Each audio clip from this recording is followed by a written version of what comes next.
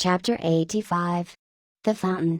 That for 6,000 years and no one knows how many millions of ages before the great whales should have been spouting all over the sea and sprinkling and mystifying the gardens of the deep as with so many sprinkling or mystifying pots, and that for some centuries back thousands of hunters should have been close by the fountain of the whale watching these sprinklings and spoutings, that all this should be, and yet that down to this blessed minute 15 a day. Quarter minutes past 1 o'clock p.m. of this 16th day of December AD 1851, it should still remain a problem whether these spoutings are after all really water or nothing but vapor. This is surely a noteworthy thing. Let us, then, look at this matter, along with some interesting items contingent. Everyone knows that by the peculiar cunning of their gills the finny tribes in general breathe the air which at all times is combined with the element in which they swim. Hence a herring or a cod might live a century and never once raise its head above the surface. But owing to his marked internal structure which gives him regular lungs, like a human being's, the whale can only live by inhaling the disengaged air in the open atmosphere. Wherefore the necessity for his periodical visits to the upper world. But he cannot in any degree breathe through his mouth, for, in his ordinary attitude, the sperm whale's mouth is buried at least 8 feet beneath the surface. And what is still more, his windpipe has no connection with his mouth. No, he breathes through his spiracle alone, and this is on the top of his head. If I say that in any creature breathing is only a function indispensable to vitality inasmuch as it withdraws from the air a certain element which being subsequently brought into contact with the blood imparts to the blood its vivifying principle, I do not think I shall, or though I may possibly use some superfluous scientific words, assume it. And it follows that if all the blood in a man could be aerated with one breath, he might then seal up his nostrils and not fetch another for a considerable time. That is to say, he would then live without breathing. Anomalous as it may seem. This is precisely the case with the whale who systematically lives by intervals his full hour and more when at the bottom without drawing a single breath or so much as in any way inhaling a particle of air, for remember he has no gills. How is this? Between his ribs and on each side of his spine he is supplied with a remarkable involved Cretan labyrinth of vermicelli-like vessels, which vessels, when he quits the surface, are completely distended with oxygenated blood. So that for an hour or more, 1,000 fathoms in the sea, he carries a surplus stock of vitality in him, just as the camel crossing the waterless desert carries a surplus supply of drink for future use in its 4 supplementary stomachs. The anatomical fact of this labyrinth is indisputable, and that the supposition founded upon it is reasonable and true seems the more cogent to me when I consider the otherwise inexplicable obstinacy of that leviathan in having his spoutings out as the fishermen phrase it. This is what I mean. If unmolested, upon rising to the surface, the sperm whale will continue there for a period of time exactly uniform with all his other unmolested risings. Say he stays 11 minutes, and jets 70 times, that is, respires 70 breaths, then whenever he rises again, he will be sure to have his 70 breaths over again, to a minute. Now, if after he fetches a few breaths you alarm him, so that he sounds, he will be always dodging up again to make good his regular allowance of air. And not till those 70 breaths are old, will he finally go down to stay out his full term below. Remark, however, that in different individuals these rates are different, but in anyone they are alike. Now, why should the whale thus insist upon having his spoutings out, unless it be to replenish his reservoir of air descending for good? How obvious is it, too, that this necessity for the whale's rising exposes him to all the fatal hazards of the chase? For not by hook or by net could this vast leviathan be caught, when sailing 1,000 fathoms beneath the sunlight. Not so much thy skill, then, O hunter, as the great necessities that strike the victory to thee. In man, breathing is incessantly going on, one breath only serving for 2 or 3 pulsations, so that whatever other business he has to attend to, waking or sleeping, breathe he must, or die he will. But the sperm whale only breathes about 1/7 or Sunday of his time. It has been said that the whale only breathes through his spout hole. If it could truthfully be added that his spouts are mixed with water, then I opine we should be furnished with the reason why his sense of smell seems obliterated in him, for the only thing about him that at all answers to his nose is that identical spout hole, and being so clogged with two elements it could not be expected to have the power of smelling. But owing to the mystery of the spout, whether it be water or whether it be vapor, no absolute certainty can as yet be arrived at on this head. Sure it is, nevertheless, that the sperm whale has no proper olfactories. But what does he want of them? No roses, no violets, no cologne water in the sea.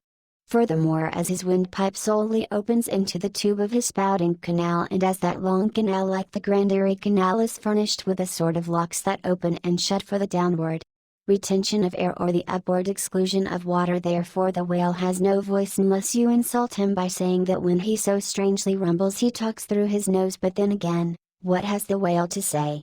Seldom have I known any profound being that had anything to say to this world, unless forced to stammer out something by way of getting a living. Oh! Happy that the world is such an excellent listener. Now the spouting canal of the sperm whale, chiefly intended as it is for the conveyance of air and for several feet laid along horizontally just beneath the upper surface of his head and a little to one side, this curious canal is very much like a gas pipe laid down in a city on one side of a street. But the question returns whether this gas pipe is also a water pipe, in other words, whether the spout of the sperm whale is the mere vapor of the exhaled breath, or whether that exhaled breath is mixed with water taken in at the mouth and discharged through the spiracle. It is certain that the mouth indirectly communicates with the spouting canal, but it cannot be proved that this is for the purpose of discharging water through the spiracle, because the greatest necessity for so doing would seem to be, when in feeding he accidentally takes in water. But the sperm whale's food is far beneath the surface, and there he cannot spout even if he would. Besides, if you regard him very closely, and time him with your watch, you will find that when unmolested, there is an undeviating rhyme between the periods of his jets and the ordinary periods of respiration. But why pester one with all this reasoning on the subject? Speak out. You have seen him spout, then declare what the spout is. Can you not tell water from air? My dear sir, in this world it is not so easy to settle these plain things. I have ever found your plain things the naughtiest of all. And as for this whale spout, you might almost stand in it, and yet be undecided as to what it is precisely.